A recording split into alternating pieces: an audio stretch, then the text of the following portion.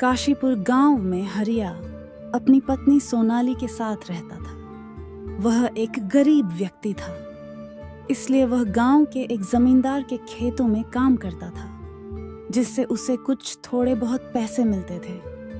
उनसे वह अपना और अपनी पत्नी का पेट पालता था।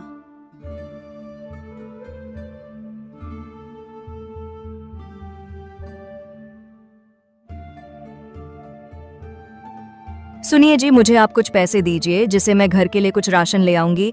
वैसे भी घर पर थोड़े चावल के अलावा कुछ भी नहीं है। ये लो सोनाली, वैसे तो मेरे पास इस समय 200 रुपए ही हैं। इन पैसों से ही तुम आज का काम चला लो। कल जब मैं जमींदार सबके खेतों में काम करूंगा तो वह मुझे जो पैसे देंगे उनसे तू और कुछ जरूरत का सामान ले लेना। क्या इतनी पैसों में भला क्या हो सकता है? अरे तुम्हें पता भी है कि तेल और हल्दी का भाव कितना है। इसमें तो कुछ दिन के लिए ही राशन मिल पाएगा। मैं जानता हूँ सोनाली, लेकिन मैं कर भी कह सकता हूँ। जमींदार साहब भी मुझे ठीक से पैसे नहीं दे रहे हैं। वह कह रहे हैं कि बाजार में सब्जियां अच्छी नहीं बिक रही हैं। पता नहीं जमींदार साहब इतने पैसों का क्या करेंगे। अरे हम गरीबों को तो ढंग से पैसे दे दिया करें, जितने हमारे हुए हो। अरे मैं तो कहती हूँ कि इस बार तुम्हारे सारे पैसे मिल जाएं तो आप फिर उनके खेतों में काम करने ही मत जाना। अरे ना जाने इन्हें हम गरीबों को तरसाकर क्या मिलता है। अरे खुद तो थाली भर भर कर भोजन करते हैं, लेकिन हम गरीबों के घर 2 वक्त की रोटी तक नहीं चलने देते। ना जाने भगवान ऐसे लोगों को ही अमीर क्यों बनाता है। अरे सोनाली, क्या तुम ऐसे ही जमींदार साहब और भगवान को कोसती ही रहोगी? अरे अब तुम जाओ और कुछ राशन लेकर आओ। मुझे बहुत जोर की भूख लगी है। सोनाली तुम जल्दी जाओ, मैं तब तक कुछ देर आराम कर लेता हूँ। वैसे भी जमींदार साहब अपने खेतों में मुझे पीठ तक सीधी नहीं करने देते। ठीक है जी, आप तब तक आराम करो, मैं अभी राशन लेकर आती हूँ।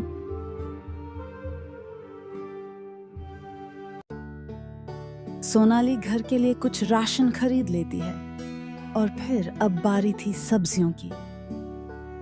अरे मेरे पास तो अब 50 रुपए ही बचे हैं। कौन सी सब्जी खरीद दूं?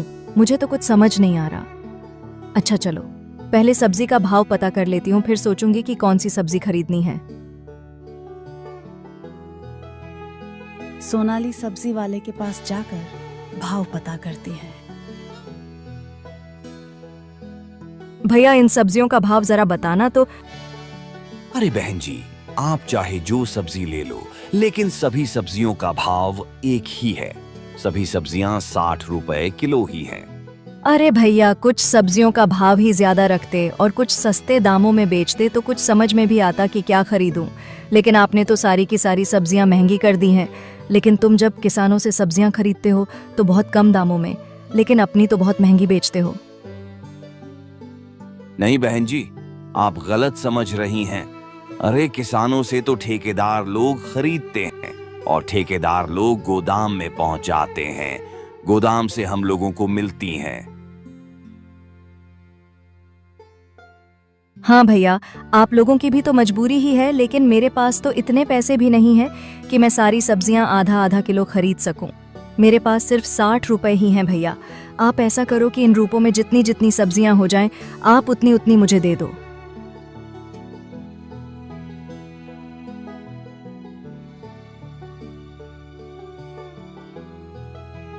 सोनाली सब्जियों को लेकर जाने वाली ही थी, तभी उसके पास एक छोटा बच्चा आया और सोनाली से कहने लगा, चाची मुझे बहुत जोर से भूख लगी है, आप मुझे कुछ खाने के लिए दे दो। बेटा मेरे पास तो तुम्हें देने के लिए कुछ भी नहीं है। अच्छा ये बताओ कि तुम्हारी माँ कहाँ है? क्या उन्होंने तुम्हें खाना नहीं दिया? चाची मेरी माँ नहीं है, मैं अनाथ हूँ, इसलिए रास्ते से आने जाने वाले लोगों से मैं खाने के लिए कुछ ना कुछ मांगता हूँ, तो कोई भला आदमी हमें खाने के लिए कुछ दे देता है। बस ऐसे ही मैं अपना पेट भर लेता हूँ। उस बच्चे की बात सुनकर सोनाली की आंखों में आंसू आ जाते हैं और वह उस बच्चों से कहती है, अरे बेटा, मेरे पास तुम्हें देने के लिए कुछ भी नहीं है, लेकिन हाँ तुम बुरा ना मानो तो मेरे साथ मेरे घर चलो। मैं तुम्हें वहाँ खाना बनाकर खिला दूंगी और चाहे तुम मेरे घर पर ही रह लेना। वैसे भी मेरी कोई संतान भी नहीं है, तुम्हें मैं अपने बेटे की तरह रखूंगी। अच्छा चलो ठीक है चाची, मैं तुम्हारे घर चलता हूँ और वहीं रहूंगा। सोनाली उस बच्चे को अपने घर ले आती है और हरिया भी उसे अपना बेटा स्वीकार कर लेता है।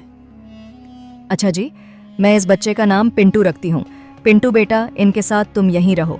मैं अभी तुम्हें खाना बनाकर खिलाती हूँ। अरे सोनाली, मैं कोई बनाने वाली सब्जी नहीं हूँ जो तुम मुझे बनाने के लिए ले जाना चाह रही हो।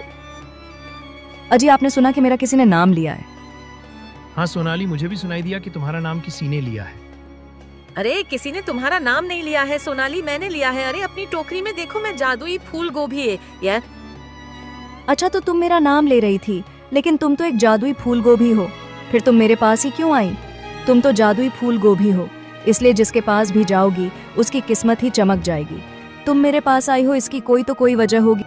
हाँ वजह है ना, मैं इसलिए तुम्हारे साथ आई हूँ क्योंकि तुम्हारे पास पैसे नहीं थे, फिर भी तुमने हमें खरीदा। और तुम्हारे पास राशन कुछ दिन का ही था, लेकिन फिर भी तुमने इस बच्चे को अपने घर आने के लिए कहा और इसको आप लोगों ने अपना बेटा स्वीकार किया। आप जैसे लोग तो इस दुनिया में बहुत कम ही मिल पाएंगे। अब तुम लोग मांगो, क्या मांगोगे? देखो फूलगोभी जी, मुझे किसी चीज का लालच नहीं है। बस आप कुछ ऐसा कर दो कि मेरे पति के पास कोई काम धंधा हो जाए और उससे हमारा खाना खर्चा चला रहे। बस मुझे इतना ही चाहिए आपसे। फिर फूल गोभी ने जादू करके हरिया के घर के सामने उसके लिए एक बहुत बड़ी सब्जी और फल की दुकान खोल दी। उनकी दुकान को खोलकर फूल गोभी वहां से गायब हो जाती है और फिर तीनों लोग अपना जीवन खुद करने लगते हैं।